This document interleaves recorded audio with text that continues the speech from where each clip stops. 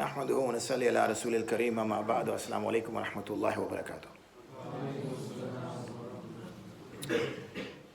Today I'll share a story with you, inshallah, and let's see if we can find a moral in there, something that we can use to develop ourselves further.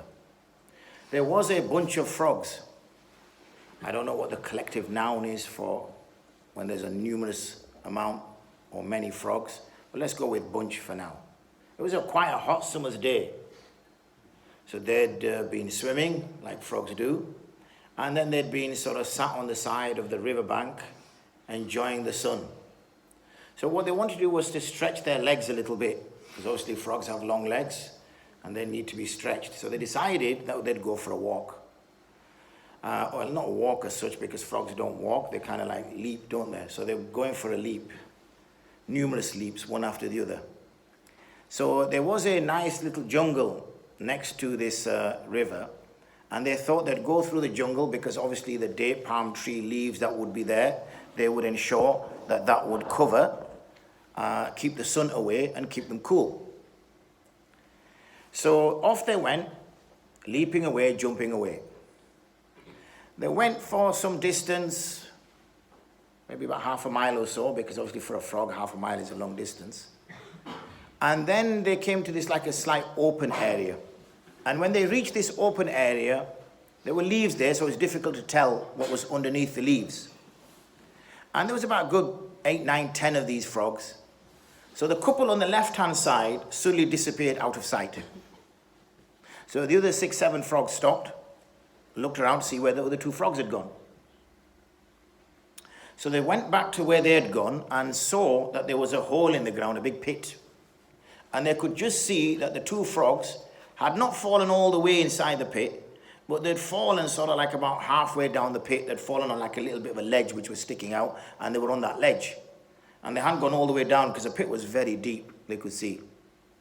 But even though this ledge was not as far down as the pit, it was still quite low down. Even doesn't matter how long your legs are, you're going to have to leap like crazy to make your way out of that pit. So obviously the frogs, the frogs that are inside, they're kind of not going to give up yet. So what they're trying to do is they're trying to jump and scamper and make their way out of this pit. So the both frogs are going, and whenever they jump, they just about catch the side of the wall, and then they slither back down because there's nothing to grip on. And they're jumping and jumping and jumping. And you can tell now the frogs are getting tired, the 2 frogs which are inside.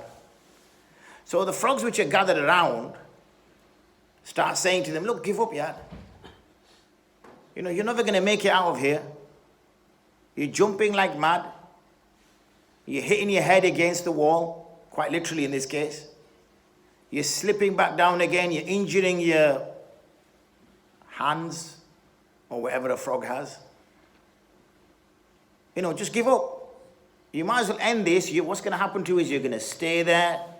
A bird might see you. It might come down, try to eat you. You're going to dry up because a frog's skin needs to be kept wet. Okay? You're going to dry up in there. Eventually, you're going to get thirsty. There's no water there. You're going to get hungry. Is that the way you want to go down? Why do you just jump into the pit? You jump into the pit, it'll be over. Obviously, the 2 frogs didn't listen. They're carrying on, carrying on, carrying on. After a while, one frog thought about it. Said, you know, actually these frogs, because it was like a good few hours he was trying to jump. And one frog thought, you know what, I think the frogs have got a point. Because, you know, I'm bleeding, I'm drying up now, my skin is drying. I'm feeling the pain. I'm thirsty, I'm tired. So, you know, I think they're right. So after a while, he just said, you know, goodbye to the frog that was with him. And he jumped, and he disappeared. So the one frog left now. So they're telling this frog, give up, you know, look what he's done, he's called it a day, he's jumped, it's over. Why are you still trying to hold on to life for?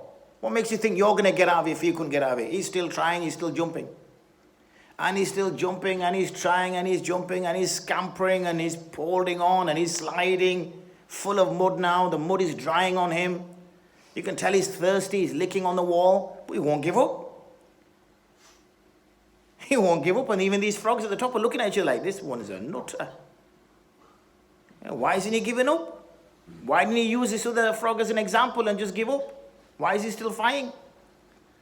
So eventually, as it's scampering, it makes it to a slightly higher ledge, and it's scampering makes it to a slightly higher ledge. Eventually, it makes its way out of the pit. And the frogs are in astonishment. The frogs are shocked. They are rooting all day long. So they said to him, assuming it was a him, they said to him, because obviously they weren't traveling with Ghair Mahram, they were all Mahram traveling together, even though it was less than 55 miles. So they said to him, why didn't you give up? Why did you keep trying and trying even though we were telling you to give up? What drove you to do that? Why didn't you just follow the other frog? So he said, what? He said, why didn't you give up? Why didn't you give up like the other frog? Speak up, I can't hear you. So then he shouted and said, why didn't you give up like the other frog? He goes, I can't hear. I thought you were telling me, come on, you can do this. Come on, you can do this. I thought you were cheering me on. Moral of the story. There will be people you will meet in life who will tell you you can't achieve anything. You're incapable. Give up. Give up. There's no point trying. What is the point in trying? You're going to lose anyway. You can't succeed. Why try? What you have to do is you have to switch off those voices. Like the way the frog, obviously the frog didn't intentionally switch off the voices, but the frog was hard of hearing. So in your own head, you've got to switch off those voices. Instead, use that into positive energy and fight that extra bit harder. Fight that extra bit harder.